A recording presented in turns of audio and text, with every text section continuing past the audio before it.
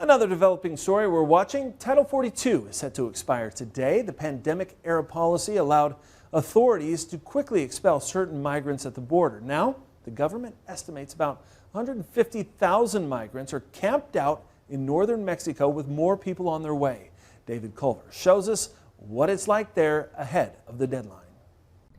Echoing across the sandy landscape on the U.S. southern border, young voices shouting for water.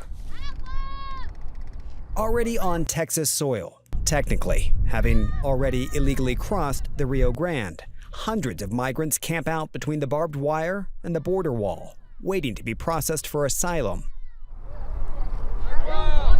Title 42 still in effect. For this group, that means they could be immediately expelled by U.S. border officials. The pandemic-era policy offering no guarantees for their asylum claims to be heard. If it expires Thursday, Title 8 takes over, requiring asylum officers to process each claim, potentially overwhelming border officials already strained. Worsening this humanitarian crisis, the heat, some 90 degrees at midday. You see people bundled up in winter coats and blankets, useful for the night chill, and to shield themselves from the scorching sun. We watched some Mexican locals arrive to help the group of migrants, mostly from other parts of Latin America. They carry boxes of pizza, bags of snacks, water, and soda. But it's not a handout. They sell them to desperate customers, who then crawl back under the barbed wire with their purchase, as others wait for their fill. But this, only a small portion of the tens of thousands in Ciudad Juarez determined to cross. Nearer to the city center, scenes similar to what's already happening, and perhaps more of what's to come in U.S. border towns. So for those migrants here in Ciudad Juarez who aren't in a shelter and aren't camping out along the border, some of them are just trying to find places to call home for a few days, a few weeks. One young woman told me she's been here 6 months. We're essentially in a construction zone that's been an abandoned building turned into a makeshift shelter of sorts.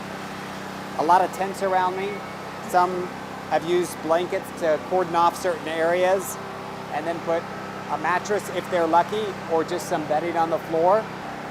Then you look around on the outside and you can see clothes hanging up.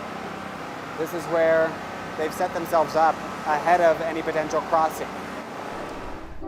This as more migrants, by the hundreds if not thousands, arrive hourly into this Mexican border city. Long, dangerous journeys behind them. And by no means is this their last stop. They crowd around a hose of running water to wash up and drink. This man skipping the line, going to the source, bathing under the leak. Back at the wall, rumblings of hope. A truck from the U.S. side approaches, water shooting from the sides, helping to cool the hot sand, but also sparking false hope. Some in the crowd rush to fill their empty bottles, as others warn it's not for drinking. That doesn't quench desperation.